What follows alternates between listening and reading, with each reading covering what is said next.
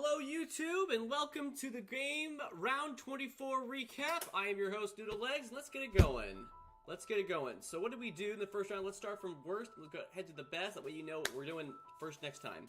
So we in last place we have Axel 1 from Kingdom Hearts. So this one, the main thing I didn't like this one. You can go and watch this one on the channel as well. I didn't like this one as much just because of I don't like card-based gameplay. I haven't tried like Slay the Spire or anything like that, so maybe I'll enjoy that more. But for me, in Kingdom Hearts Chain of Memories, I just don't like it very much, to be honest. Don't really like it that much so far, so it's 2 for 2. It was in 7th last time. Guess what? It's the 7th again. So, moving on, we have another one, moving from 6th to 6th. Super Metroid. I love Super Metroid. I really like it. But I realize a lot of the things I like is in the second half of the game. And Kraid is a cool boss, but like compared to even the Zero Mission Kraid boss battle, it's just not nearly as good. So we did that, got like an E-Tank and stuff like that, but yeah, so we got Crocomire heading up for next, and then in Chain of Memories we have, what do we have? We're going to Agrabah next, so that'll be better, I guess, but we'll see. Crocomile's not a great boss though, in my opinion. Next up, we have in 5th place, moving from 3rd to 5th, we have Golden Sun. Last time we did Tundaria Tower, this time we did the Great Serpent and Gaia Rock. The first half of it is super cool, and the boss is super cool. But there's this really just boring section where you just hit growth on a plant in the middle over and over again. And you just keep going over and over again. So it's pretty boring. First 3 you can definitely all see in the playlist and everything. They're all already there. Next up we have the Ankh-All Ruins. This is a pretty cool one, so I think that'll be a step up. Next up, in 4th place, we're moving up to God of War. Moving from 4th to 4th. So staying the same. We got the Ruins of Asphodel and the Dock of Charon from God of War. I don't even remember the name of this. What is this one freaking called here? Chains of Olympus, that's what it's called. The biggest thing, it's in the middle here. I don't completely remember this one, to be honest. I remember it having a really difficult section, but the thing that really elevated up here is the boss battle with Charon 1. That was a pretty cool one. I know it's like a scripted death and everything, but I enjoyed the heck out of that one, so really enjoyed that for sure. I don't know how much to say about that one. Next up, moving from 5th place to 3rd place this time is Twilight Princess. And we have the end of Twilight Princess with the Hyrule Castle dungeon and Ganondorf himself with 4 phases. So in this section, you can't see this one on the channel. You can't see the God of War one either. I just don't have a way to stream it currently. This section, what we did a lot of was the dungeon. We did all of that. Pretty cool section. You have the outside layer. And then go inside to do a bunch of puzzles in there. It was pretty cool. Probably one of the weaker dungeons. And Ganondorf was the boss battle. We have Puppet Zelda, which is pretty cool. That's right, I think. The Dark Beast Ganon, which is pretty cool to like go up against the wolf form and everything. The horseback ride section, which not that great. And then the final fight of him with that super cool music, that dun dun dun dun dun dun dun. That was all really, really cool. Really enjoyed that. It just could be better. And moving to 2nd place, this is moving slightly down from 1st to 2nd, and that's just because what is in 1st currently got elevated because it was just a really good section. And that is the Chapter 8 core. You can hear the Celeste music going on in the background. So I think it's just been such an incredible game for me. And Chapter 8 core was what the thing was there. Really, really cool. They had its whole deal about like switching between fire and ice sections if you go through a switch. That's all on the channel here. You can hear me losing my mind later as I like failed over and over against strawberries. Super cool section. We're moving from there into I believe we're starting on the B-sides. Now we're going to Pico S, which is kind of the mini game. We'll finish that up, and then we're hitting the B-sides after that. And I didn't talk about what we're doing in Twilight Princess. So Twilight Princess is done.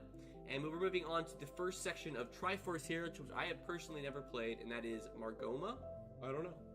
And then in 1st place, moving from 2nd to 1st, is Arkham City and Harley Quinn's Revenge. I just thought the story of Harley Quinn's Revenge is pretty darn good. Hearing Batman, you could hear, like, Kevin Conroy did a fantastic job. You can kind of hear what he was going through and Batman's deal with losing Talia and the Joker on the same, within minutes of each other, is just, man, it hits hard. It hits hard. You can hear that and just hear what he deals with everything. And you can hear what everybody else is having to deal with him. Same kind of deal. So that's the end of Arkham City, though. And next thing we're moving into is Arkham Knight. We're moving into Arkham Knight, and starting with Batman. Sorry, not Batman. Batgirl, A Matter of Family. So the first one of these story packs. Still no mic for. We don't have a mic for Kingdom Hearts or Arkham. Still, because I don't have a way to stream PS5. I don't have a mic for the PS5. I don't have a way to stream it off my computer currently. I have a capture card. Just sitting to my right. It's just I don't have any space on my desk for it. Is the main reason. But I am moving soon, so hopefully when that happens, we'll be able to do that. So I also, since we did finish Arkham City and Twilight Princess, let's go into, how we felt about him. So overall, let's see, I think I already marked it, but let's check just to make sure here. So Twilight Princess ended up being in 4th place here with a total ranking of 3.3. I spent 32 hours, 47 minutes, and 36 minutes in the game, or 36 seconds, and then 30 deaths because it was on hero mode, so I died a couple more times. Arkham City is ranked 3rd behind Zero Mission and Wind Waker with 3.2. It would be higher because I like this game more than both of those, except the Catwoman section bring it down, which is the only reason it's ranked lower. Arkham City was the 4th longest game I've done with 18 hours, 23 minutes, 53 seconds, and 35 deaths since we put it on hard mode. Not a big deal. That also includes fails and stuff like that. As of right now, Zelda's in the first place by series with a 2.8 overall, and Arkham's right now in 3rd with a 3.6, so Metroid in 2nd still. Let's go into boss rankings and everything. So let's start with Twilight Princess. We finished that first, so let's go into it. 12th place, we have Fyrus, which is the one from the Goron Mines, the big chunky boy. 11th place, we have Diababa from the Forest Temple. That was a pretty cool, but cooler boss than Fyrus, but not much to say there. Next, we have Dark Rider Ganondorf, which is the horseback battle of Twilight Princess. This one's pretty uninteresting. You literally just follow behind Ganondorf and just stay near him. Zelda shoots him in the light air, you hit him with a sword a couple times. It's really not that great, I'm gonna be honest. 9th, we have Morpheal.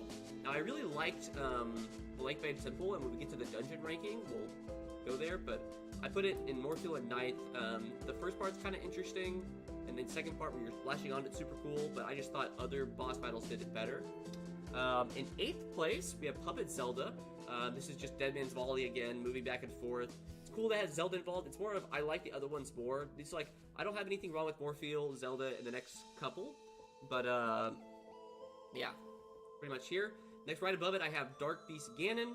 This one's a pretty cool one. You get to be Wolf Link against the Pig Ganon himself, and pretty cool having that battle of attrition and battle of strength there. Midna's helping you out. Pretty cool. Pretty average. Argarok is moving into number 6th. The biggest reason why he is here is just the spectacle of flying through the sky on the P-hats, moving around and sticking on his back and just Shadow of the Colossus style beating him down. Pretty darn cool. Pretty darn cool. Next up, we have number 5, Armagoma. This one probably should be lower, honestly.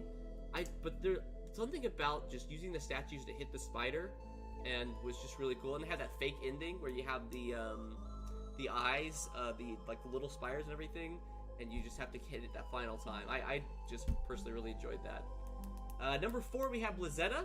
I think what the top 4 are gonna be, because I feel like they're on everybody's list. But Blizetta's super cool boss with the ice, and it's actually the Yeti wife that turns into this thing because of the power of the mirror.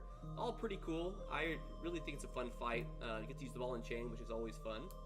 Number 3, and this might be I think I might get some hate for this one, but it is Star-Lord. Twilight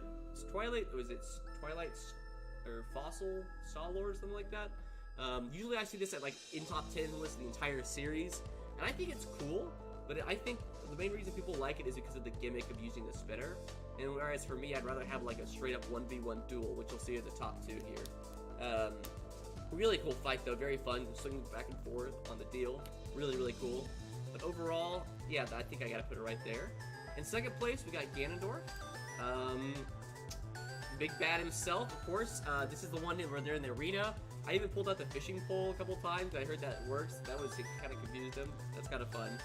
And, pretty cool to see Ganondorf. I really enjoyed the fight, really cool. These are the class they have. Awesome. And then number 1 is the 5 Phases of Zant. Zant, I thought it was a fantastic villain in this game. And it's he kind of loses some of his squalor when you know that Ganondorf's coming at the end. But I really think that they did such a good job with this character, and I really feel like they did such a good job with the fight. You can see him he doesn't have his grip on reality anymore, and you really can see that in the way he fights, and he's just this crazy aerobatic thing. It's super fun for me. I really enjoyed the heck out of it. Going on from that, so there's our rankings 1 to 12. Let's go into the dungeon rankings, and we'll see how, you may agree with me, you may not. Probably not. I'm pretty sure I have in my first spot. I'm pretty sure nobody else has that there. So 9th, we have the Forest Temple. Biggest thing there is just too basic, very linear. As much collecting the monkeys is not something I really enjoyed that much, to be honest. An 8th, and I feel like this one seems really low. Looking at it right now, but it's Hyrule Castle. I think it's a cool dungeon, but it's very much like a very standard ending thing where it's not like a whole lot of puzzles and stuff. It's very straightforward. Well, then we get into 7th, we have the Goron Mines. This is ahead of Hyrule Castle for the simple fact that the way they use the Iron Boots is incredibly creative. It's so cool. One of my most memorable things is dropping out the ledge, putting your Iron Boots on and getting sucked to the wall. So cool. Such a cool thing. Very cool puzzles that way.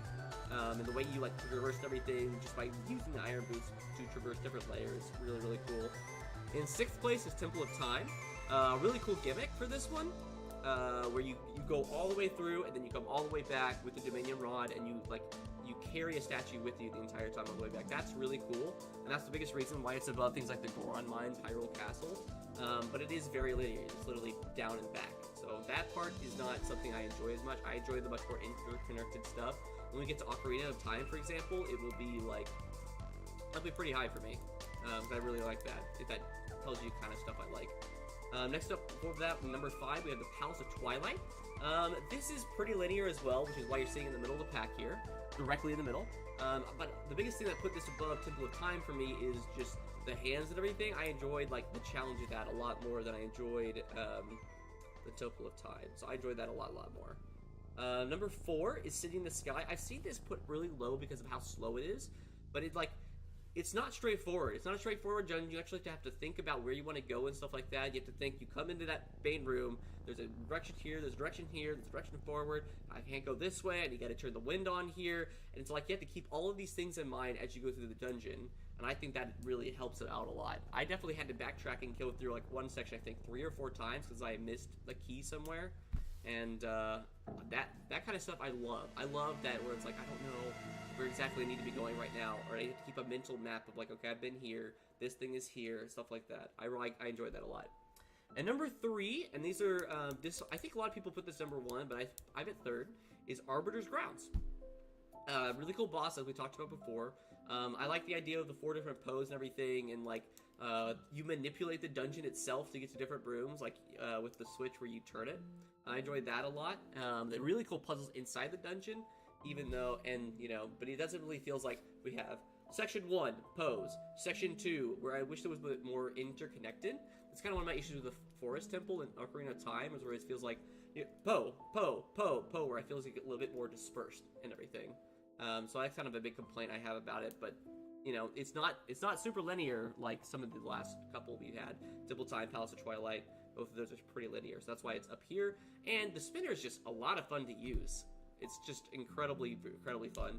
Be able to, go here, zip, zip, zip, back and forth, and you go up a deal. It's super fun.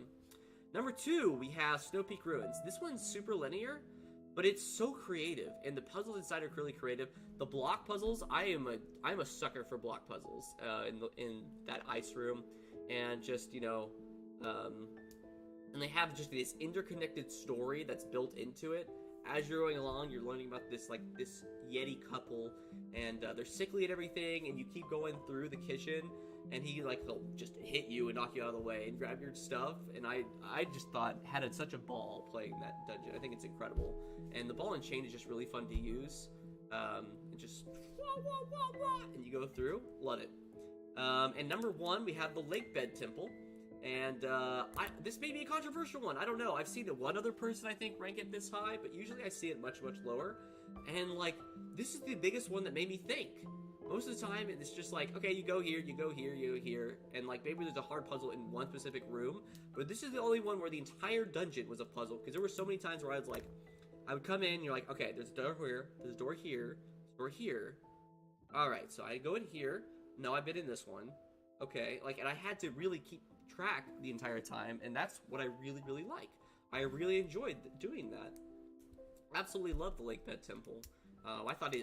I think it's easily the best dungeon in Twilight Princess. I thought, as I was going through, I put it Lake Bed Temple. I mean, there's a 3rd dungeon in the game, so I was like, okay, we'll see if anything can live up to this. And, like, I got to Arbiter's Grounds, I was like, no, I didn't enjoy that much. Snowpeak Ruins, no, I didn't enjoy that as much. And I really it's just because it's super twisty, and, like, I really had, I got lost in there. And I love it. Absolutely loved getting lost. So there you go. So there you go for Twilight Princess bosses and dungeons. Let's move to Arkham City bosses. So there are also 12 bosses in this one. There were 12 in Twilight Princess. There's also 12 in Arkham City. Let's get them going. And number 12, we have Two-Face. This time more than any other time I played Arkham City, I love Arkham City. It used to be my favorite game of all time before Sekiro existed. And I don't like the Catwoman sections. I don't remember enjoying them as less than I currently do. But anytime I had to play as Catwoman, I just did not enjoy the game as much as I would have if I would have played as Batman. And the Two-Face, so Two-Face is number 12, and I really just didn't enjoy playing that at all. I lost several times, and man, I just did not enjoy myself. I just got really frustrated the whole time playing that. Not great. Let me turn this up a little bit. We'll turn it back down if we need to. Number 11, we have Deadshot. And I looked at the wiki to get the list of these, and I wouldn't even realize that Deadshot was one. And the next couple we have on here are like these. Oh, I didn't realize these were bosses. So Deadshot's one of those. It's at the end of a side quest. I enjoyed the side quest a lot, but as far as the boss battle, you usually stealth. You're under him, you take him down. There is no boss battle here, and that's the biggest reason. And the only thing is, it's really short, and you don't have, and it's a cool side mission, and you don't have to play as Catwoman. So that's why he's up here at number 11. Number 10, we have Joker, Mr. Hammer, and Joker's Titan Henchman. This one is pretty cool. It's like the one in the carnival, and you see like the trains come out and they all jump off. It just feels like a normal fight. I didn't realize this was even a boss battle, but it's more climactic than Deadshot, and they have the so it's fine. It's fine. 9 is Penguin's Titan Henchman. This is the first time a Titan Henchman shows up in the game, and so it's like the first time you get to do that Ultra Stun, where it's the O, or I guess would be BBB if you are using Xbox controller. That's the first time you get to do that, so which is pretty cool. Other than that, it's fine. It's pretty cool. Big group of people to fight, but yeah, nothing super special. Number 8 and number 7 are the two brothers. So I'm just going to go ahead and put it together. Mr. Sickle and Mr. Hammer. They're brothers. It's pretty much the same deal. You have one big guy who takes more hits, and you have a bunch of little regular enemies. It's the same fight, honestly. I just enjoy Mr. Sickle more as a character, and so that's the only reason he's above, but it's the same. Number 6, we have Harley Quinn. So the biggest thing about this one is... So this is kind of like the Two-Face fight where you have one person in charge and they have like a health bar and everybody else is just normal enemies. And it's just more fun to play as Robin. I enjoyed playing as Robin a lot. I wish they would have utilized him more in this game. He only barely shows up. And they don't really use him a whole lot in Arkham Knight, as you'll see soon either. But I enjoyed the heck out of being able to fight Harley Quinn. I think it's a really cool setup and everything. Failed a couple times on hard, maybe once or twice. One of them was to... I think it was to like a hostage. They took a hostage that I got in front of the hostage. I thought I nailed it, but I think I died at the time. Maybe I only did maybe 2 tries. I don't remember. I thought it was super fun though. I like this one. Harley Quinn is a fun villain. Number 5, and this one seems really high, but it's the Mad Hatter, and really cool side quest, and like you're fighting regular guys and everything, but just in this super trippy Alice in Wonderland world, and he'll show up from time to time, and you just have to punch him once. Super cool, but you want to put him up here because I just had fun fighting it. I don't know. I have like a super good reason. And the next 4 are, I would say, are the actual boss battles in the game. So everything else is kind of like single tough, or it's like this, the Two-Face and Harley, I would say, call those stealth bosses, I guess, which are not great in my opinion. But the next 4 are actual bosses in this game. Starting off that list, number 4 is Solomon Grundy and Penguin. Penguin's not really part of this fight, we're gonna be honest. It's kind of just like the afterthought, but Solomon Grundy's the biggest problem with this fight. While it is number 4, because it's one of the real bosses, that's what I consider it. The biggest problem is all you're doing is the quick fire, the explosive gel, put it on the deal, and you just do that over and over again. You're not really interacting with Solomon Grundy until like you get all 3 of the vents shut down, and then you just wail on him. Which is, I don't know, it just feels like the first time I did the fight, way back in the day, absolutely love it. I think it's still really, really fun. Just compared to the other ones, I think it's not just doesn't hold up as well. Number 3, we have Clayface. This is a really cool one.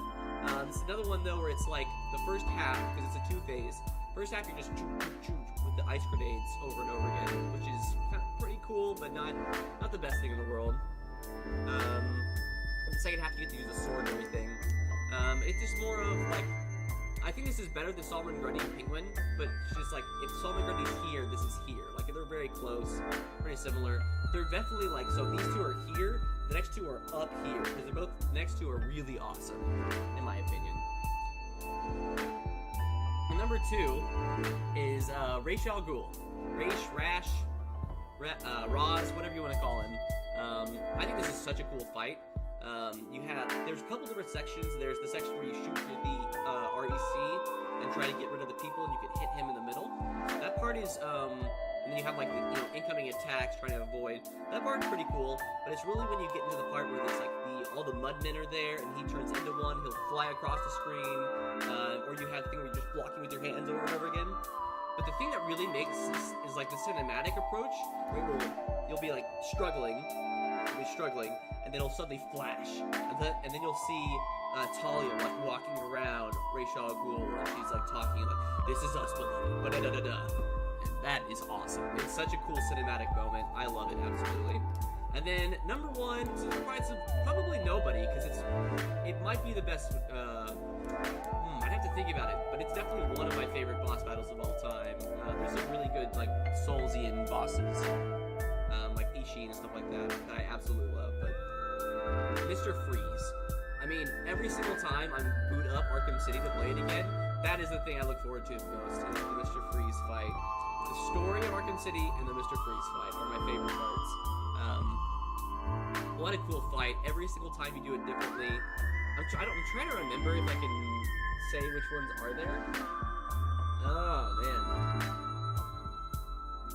I don't remember which ones I didn't use. I didn't use the line launcher at the takedown.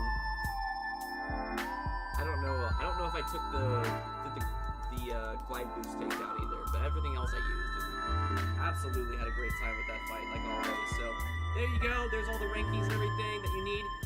So the order I did it in is the order we are worst to best. That's the order we're doing it, except for it's Arkham Knight at the end, and we have to do we're doing Triforce Heroes at the end as well. So be ready. We are starting with Golden Sun, which I will be able to stream. So I will see you guys for Golden Sun, maybe either later today, or it will be sometime this week, hopefully. I start school this week, or classes start up this week, so we'll just see what happens. Thanks guys for watching, I appreciate it. This has been the recap, and thank you guys, and have a great day. Stay noodly, bye!